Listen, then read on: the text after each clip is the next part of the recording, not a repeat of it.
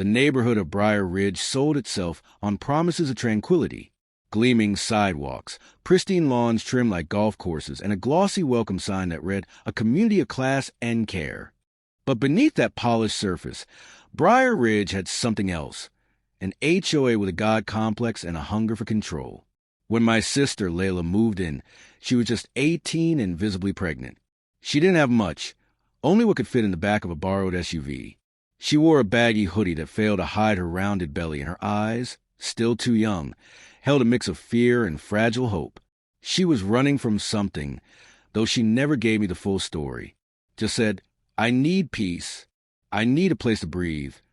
I owned the house she was moving into, had bought it 2 years earlier as a long-term rental property while working overseas in corporate law. But when Layla called me crying at 2 a.m., I handed her the keys without hesitation. She was my only family left. I arranged everything remotely: utilities, key pickup, even a grocery delivery to greet her arrival. She moved in alone. No welcome baskets. No cheerful waves from neighbors. Instead, 3 houses away, a curtain twitched. A man in khaki shorts and a tucked-in polo shirt squinted out at her from his porch. He held a clipboard. His name was Gerald Morton, head of the Briar Ridge HOA. He would be the first crack in Layla's peace. The first letter came on her 3rd day. Neatly folded and slipped under the front door, it read, "Resident is in violation of HOA Ordinance 4.2.1. Exterior trash bin visibility. A fine of $75 was listed." Layla, overwhelmed and confused, had left the empty bin by the garage door. She didn't even know there were rules about that. She texted me a photo of the notice. "Should I be worried?" she asked. I told her no. I told her to breathe. But inside, I felt my jaw tighten. I'd seen this before, how some HOAs wielded rules like weapons, how they singled out people who didn't fit the aesthetic. Layla didn't fit their mold. She didn't wear vineyard vines. She didn't walk a golden retriever or drive a luxury SUV. She had a swollen belly and trembling hands. And that was enough. By the end of the week, 3 more notices had arrived. Violation: unauthorized personal items visible in front-facing windows. The baby blanket she'd washed and hung inside.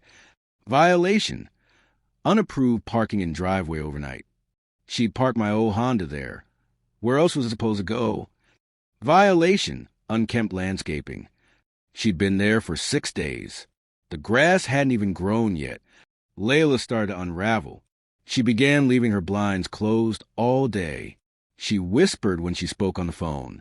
She told me she felt watched. One night, she called in tears. "They rang the doorbell," she whispered. I didn't answer. Then I saw someone take photos of the front yard. What is happening? What was happening was intimidation. And it was working. I did some digging. The Briar Ridge HOA had a reputation in certain circles, legal circles. They'd faced small claims lawsuits in the past. Nothing big, nothing that stuck. But their tactics were the same: weaponize bylaws, exhaust residents into submission, and create an illusion of harmony through fear. And they'd made a critical mistake this time. They thought Layla was alone. The first face-to-face confrontation came on a Sunday morning. Layla had dared to sit on the front porch with a cup of tea. Her belly was resting against the arm of the wooden chair, and for the first time since moving in, she looked calm. That's when Gerald approached, clipboard in hand, a smug, rehearsed smile that didn't reach his eyes. "Miss Carter," he greeted. "May I have a moment?" Layla said nothing, just sipped her tea. Gerald's smile tightened. "As you may be aware, Briar Ridge has certain standards we all strive to uphold. We've noticed an increase in non-compliance since your arrival." Layla looked down. "I haven't done anything wrong. You may not intend to, but perception matters. For instance, the porch." "I'm sitting," she cut in. "Is that against the rules?" Gerald paused. The mask slipped for just a second. "You seem tense." "That's understandable. But Briar Ridge is a family-oriented community. We like to ensure it remains orderly." There it was, the coded language, the veiled insult. Family-oriented, but only certain families. Orderly, but only on their terms. Layla stood, her tea sloshed in its cup. I'm not breaking the law. I'm living in a house my brother owns, paying my bills, and minding my business. Gerald's smile vanished. We'll be monitoring further activity closely, Miss Carter. I hope you understand the importance of compliance. Later that day, I received an email. Not Layla, but me, the property owner. The message was curt and dripping with passive aggression. Your tenant has raised concerns among long-term residents. The HOA requests a formal meeting to discuss her continued occupancy and compatibility with the neighborhood. Compatibility. As though Layla were some software that didn't sync with their operating system. That's when I knew. They weren't just going to bully her. They wanted her gone. And they were going to use every dirty trick in the book to do it. They didn't realize I'd already booked a flight home. I arrived in Briar Ridge 2 days later. I didn't announce myself.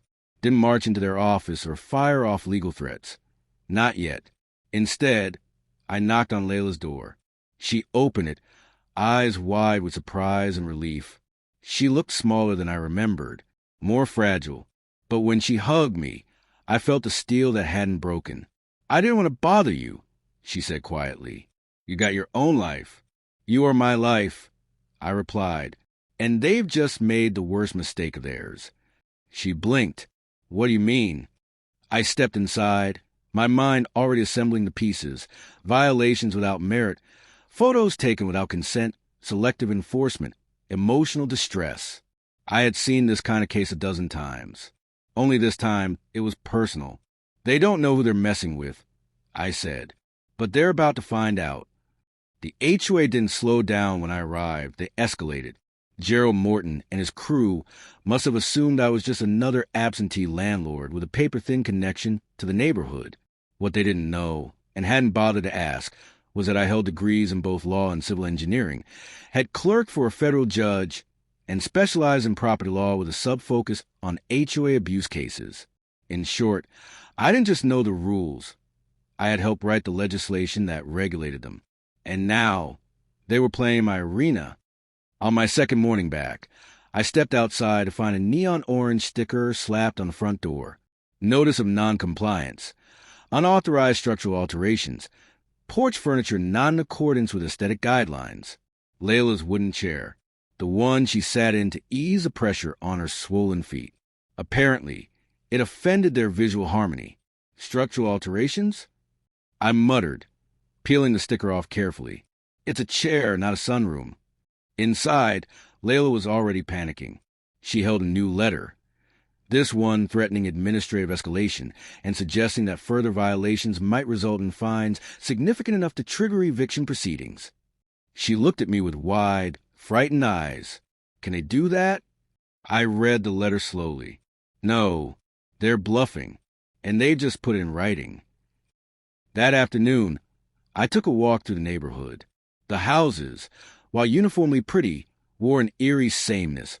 Gray siding, white trim, American flags hung at identical angles. I passed by manicured lawns and identical planters.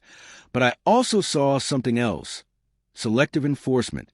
3 houses down, a man had 2 plastic flamingos in his yard.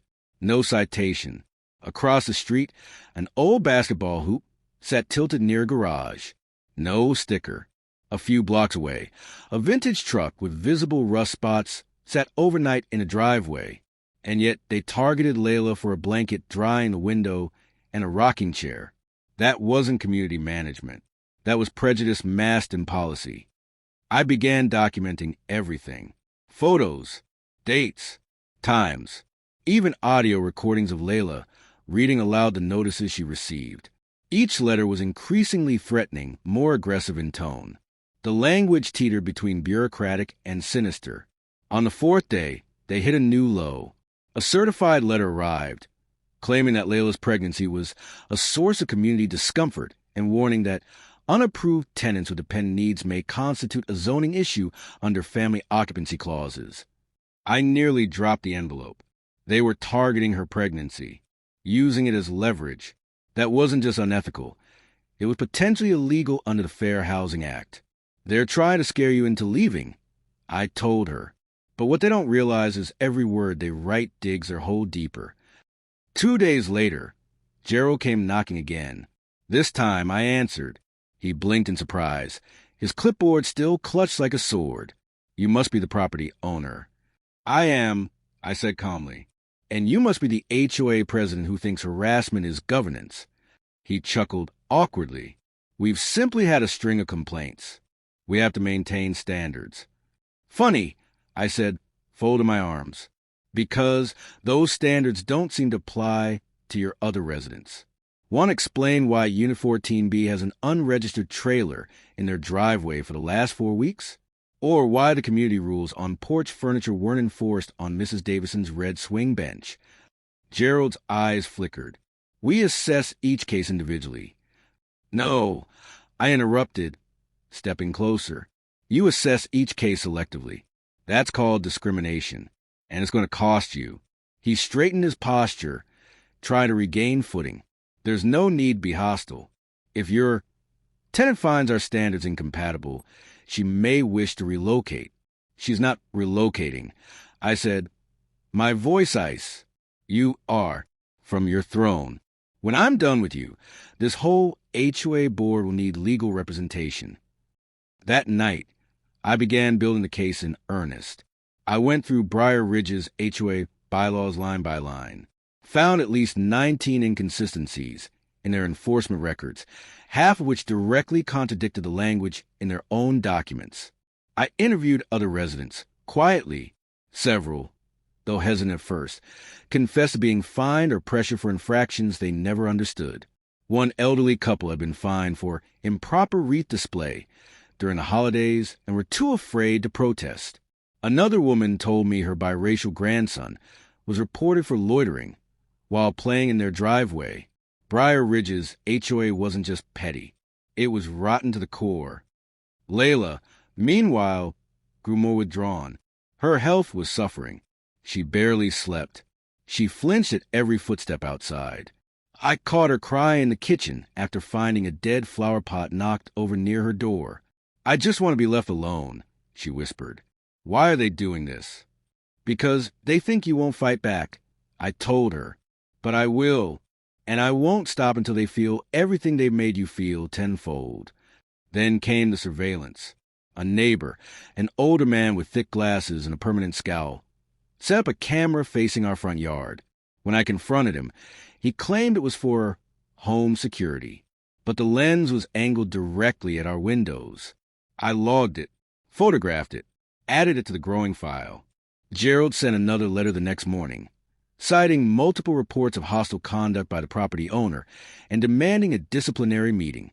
I RSVP'd with a formal legal notice of representation and copied 3 attorneys, including one from the Department of Housing and Urban Development. Game on. Layla had gone for a brief walk, just a few blocks to stretch her legs, clear her head. When she returned, she was pale, shaking, and breathing fast. "They followed me," she said, "in a car, slowed down beside me, then took pictures. When I turned around, they sped off." That was the moment I snapped. No more waiting. No more building quietly. They had crossed a line no community policy could excuse. I opened my laptop, pulled up the folder, and began assembling the first draft of what would soon become a lawsuit so meticulously crafted and devastating in scope it would rattle the entire state's HOA industry. I wasn't just going to get justice for Layla. I was going to make an example out of Briar Ridge. The war had gone quiet, but only on the surface. Like a riptide beneath calm water, the HOA had shifted their tactics from paper trails to psychological warfare. And Layla was their prime target.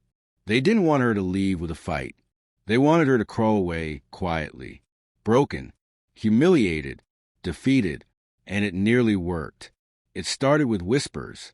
At first, Layla thought she was imagining things. Neighbors glancing at her too long. Hushed voices cutting off when she passed. An older woman deliberately turned her back when Layla offered a gentle smile. Then came the fake friendliness.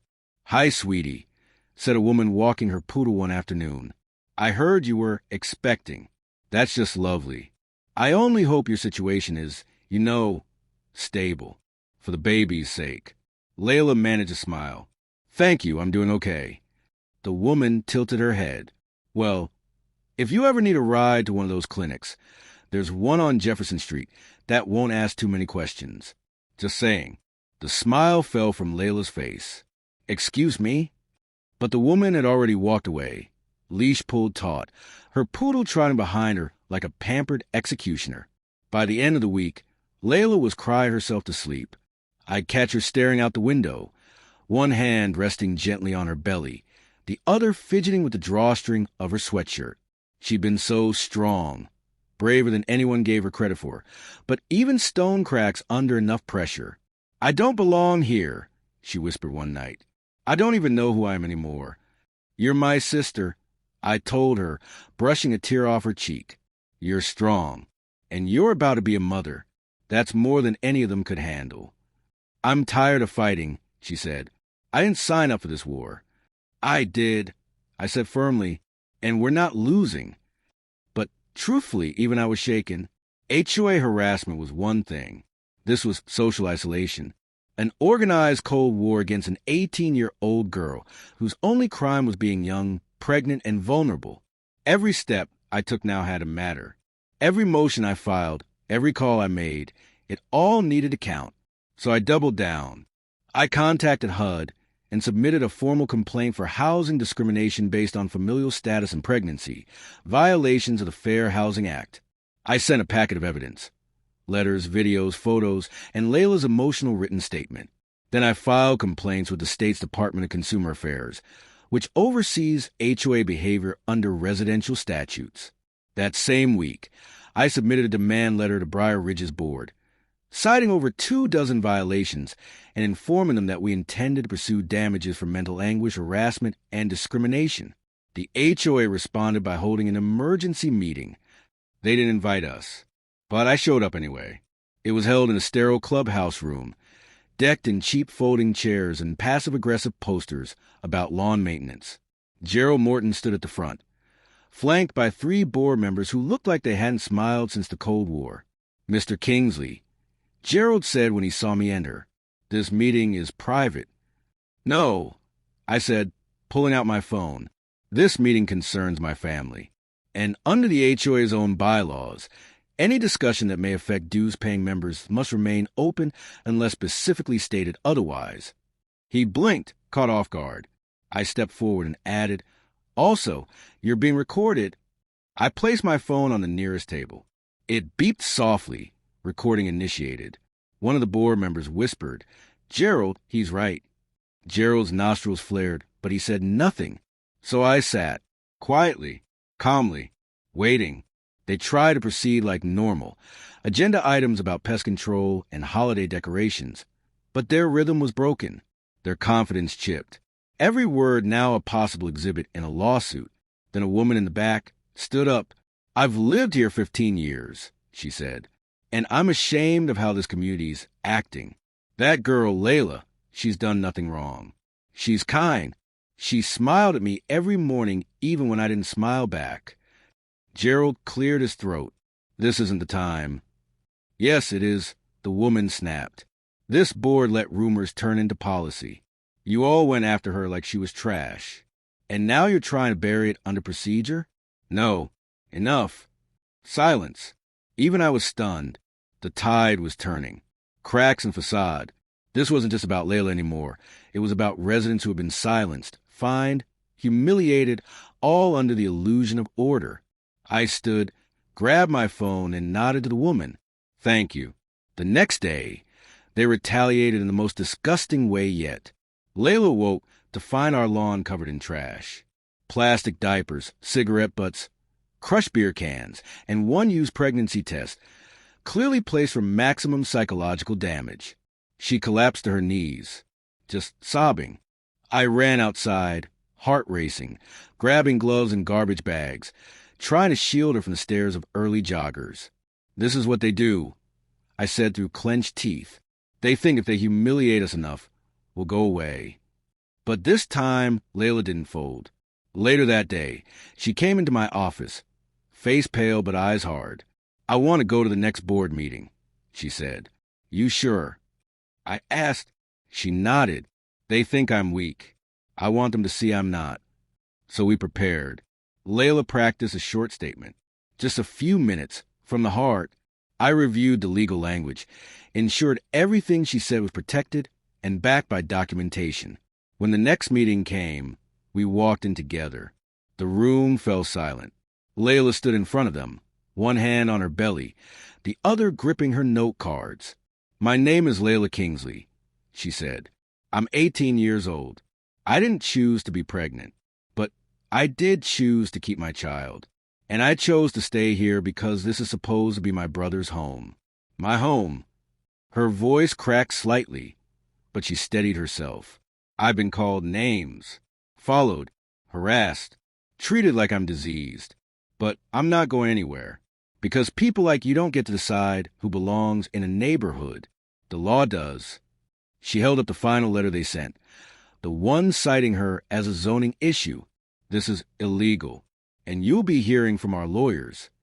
She stepped back, her chin lifted in defiance. And for once, Gerald had nothing to say. We left the meeting to a strange silence. Not applause, not protest, just stunned quiet, like the entire room had realized it was watching the end of something. Layla didn't cry that night. She slept peacefully for the first time in weeks. And as I sat in my study, reviewing court dates and scanning through another pile of evidence, I realized we were no longer the ones under siege. They were, because the next steps were formal, public, and absolutely irreversible. The legal tsunami didn't hit all at once. It started with the sound of paper, certified envelopes landing like thunderbolts on the porches of every board member, process servers appearing at quiet doors, cold signatures scribbled under pressure. Then came the real storm. Kingsley versus Briar Ridge Homeowners Association, filed in federal court. A civil suit built like a fortress, with constitutional mortar and civil rights steel. The number, $20 million. It wasn't just symbolic. It was a calculated, deliberate figure, a number that would land on the front page of every local paper, that would scare insurance adjusters and raise the blood pressure of every HOA board member who thought I backed down. The day after the filing, I saw Gerald Morton at the community mailbox. He didn't speak, just looked at me with hollow eyes, the bravado gone, like he knew the machine he once drove had finally crashed headfirst into something it couldn't bulldoze. I gave him a nod and walked away. That felt better than any insult ever could. The basis of the lawsuit was airtight, a violation of the Fair Housing Act, particularly sections pertaining to familial status and pregnancy discrimination, harassment, emotional distress, selective enforcement of HOA regulations, civil conspiracy among board members to drive out a lawful resident. I had documents, testimony, and video footage. Even the board's own meeting minutes were riddled with discriminatory language. Layla's emotional breakdown, caught on video during the trash incident, became a cornerstone, a silent, powerful indictment of cruelty masquerading as community standards. But the secret weapon? Other residents started coming forward. It started with a man named Joe Park, mid-50s, kept to himself. He emailed me a few days after the news broke. Subject: "They did the same to my wife." We met at a diner just outside of Briar Ridge. He brought a manila folder and a 6-year-old grief. "My wife had MS," Joe explained. "They fined us for keeping a portable ramp on our front steps. Said it violated curb appeal." His hands trembled slightly. "They said we could only keep it if we painted it to match the siding. I told them she couldn't walk, let alone paint. They threatened liens." She cried for weeks. She passed 2 months later. He handed me the folder. Inside was gold, letters, photos, emails, even a voice recording of a board member saying, "If she's at sick, maybe she should be in a facility." I added Joe's testimony to the suit. Then came Teresa from Unit 3A, whose teenage son was fined for mowing lawns for elderly neighbors without board approval. Then the Patel family, who were cited for excessive gatherings during Diwali celebrations, despite having fewer guests than a sanctioned board barbecue. Each new story deepened the case. Each witness made the HOA look less like an institution and more like a weapon. Local media picked it up fast. HOA sued for a $20 million in pregnancy discrimination case. The headline hit like a bomb. Interviews followed. Not with Layla. She didn't want that. But I spoke carefully, sticking to facts. This isn't just about my sister. I said on camera, it's about a system that bullies people under the guise of order. That ends now. News vans parked outside Briar Ridge for days. The HOA's email inbox was flooded. Residents demanded a town hall. The board tried to delay it. Residents held it without them. Gerald and 2 other members resigned before the week was over, but that didn't save them. The HOA's insurance company panicked. Their liability coverage capped out at $3 million, and the damages sought were nearly 7 times that. They hired a high-profile firm to respond. The first letter I received was a request for informal mediation. Translation: please let us settle quietly before this gets worse. But I wasn't just after money. I was after change. So I outlined terms. 1. Immediate resignation of the entire HOA board. 2. Reversal of all fines issued under disputed policies. 3. A public written apology to Layla and others harmed. 4. A $20 million settlement, with $10 million allocated toward a trust for victims of HOA discrimination statewide. They balked. I gave them 48 hours to reconsider. They came back with a counter. $5 million and a sealed agreement. I declined. Meanwhile, Layla had transformed. The girl who once shrank from whispers now spoke at local housing forums. Quietly, strongly, she read from prepared statements about the power of housing stability and the trauma of community rejection.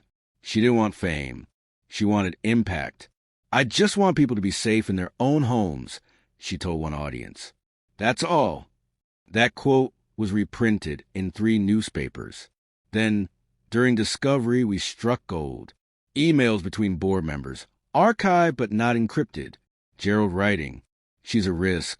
We can't have teen moms attracting the wrong crowd. Make her uncomfortable enough, she'll leave. And another, we need to hold the line on community standards. No more charity cases. People will start thinking they belong here. I nearly fell out of my chair reading them. This wasn't overreach. It was malice. We filed a motion to introduce these emails as central evidence. The judge approved. The HOA tried to replace counsel again. It was too late. I got the call from their attorneys 2 days before the hearing. They wanted to settle. Fully. On my terms. I met them in a sterile office conference room in the city. They looked tired, beaten, sweating through their suits. We'll agree to all 4 demands, one said. But the settlement must remain confidential. I stared at them. No. Silence. Either it's public, I said, or we go to trial and let the public read your emails in open court. They caved. The press conference came 2 weeks later. Layla didn't attend, but I read her statement aloud. Today isn't about revenge. It's about dignity. About knowing that no matter your age, your situation, or your story, you deserve respect in your own home. The room erupted with applause. Briar Ridge installed a new interim board, diverse, balanced, and elected by actual resident votes.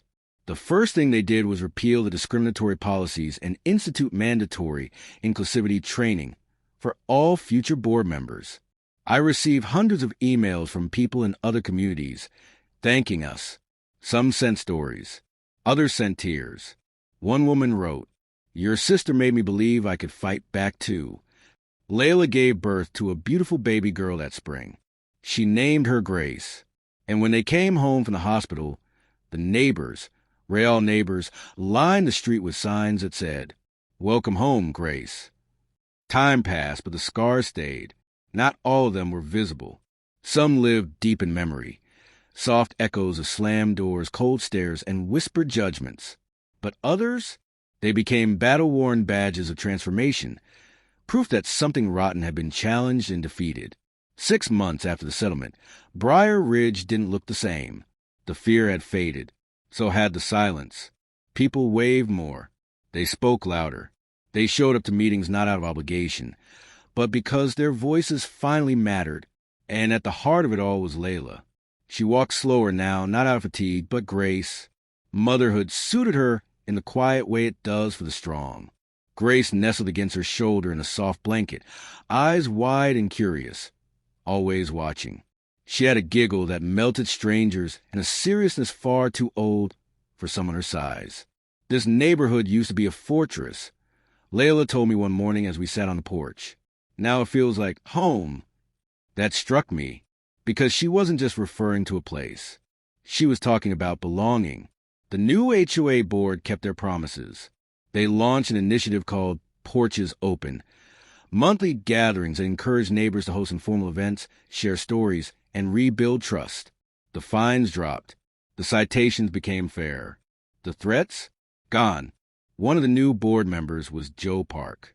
The man who once buried grief now stood as a guardian of fairness. "I can't change what happened to my wife," he said during one meeting, "but I can make sure it never happens again." And he meant it, but the real change spread beyond Briar Ridge. Our lawsuit had lit a signal fire. I began getting invitations to conferences, town halls, community forums. People want to know how we did it, how one person, one family, stood up to a board that thought it could play judge and executioner. I always told them the same thing. You don't need power to make change. You just need the truth and the courage to say it out loud. That message resonated. Within a year, other neighborhoods in our region filed similar lawsuits. And one state legislator, moved by Layla's testimony, introduced a bill called the Residential Fairness Act, aimed at reining in abusive HOA powers across the state. Still, not everyone moved on so quickly. Gerald Morton vanished from public life. Rumor had it he relocated out of state. The other former board members issued carefully worded apologies and signed non-disparagement agreements. Their legacy? Reduced to a footnote in a cautionary tale about arrogance and unchecked power. And while I didn't take pleasure in their downfall, I didn't pity them either. They had every chance to choose decency.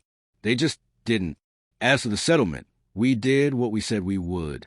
$10 million went into a trust for victims of HOA discrimination. A legal aid network sprang up, helping families facing housing intimidation. The other $10 million? I made sure Layla never had to worry again. College fund for Grace. A home in her name. Private therapy sessions to unpack the trauma she was still healing from. And the rest? I started something new. A nonprofit. The Porch Light Initiative. Our mission was simple. Turn housing into hope. We offered legal support, advocacy training, and community rebuilding programs. We didn't just fight fire with fire. We built bridges from the ashes. Sometimes people ask why I fought so hard. Was it really worth all the time, the energy, the stress? And I always thought back to one moment. It was the day after the settlement. Layla stood in front of the community center with Grace in her arms. The sun hit her just right. People were gathered, clapping, hugging, laughing. And in that instant, I saw her smile fully without flinching. That smile was the answer. One fall evening, a letter arrived in our mailbox. No return address, just our names. Inside was a handwritten note. I used to sit on the board and stayed quiet. I watched everything they did to your sister and said nothing. I regret that every day. Thank you for doing what I couldn't. No signature, just a small sprig of dried lavender taped to the bottom. Layla read it and nodded. Even silence has its consequences, she said. But sometimes people find their voice later. We left a note on the mantel. As a reminder, on Grace's first birthday, the whole neighborhood came out.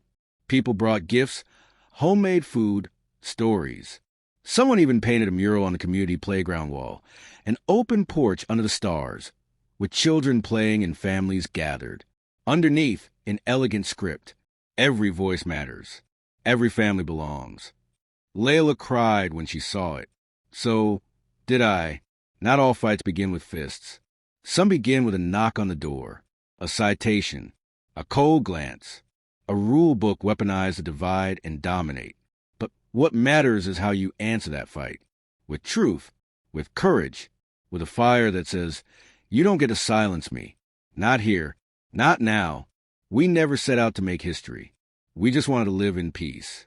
But sometimes, standing up for peace means facing a storm. And if you weather it, You might just light the way for others still stuck in the dark.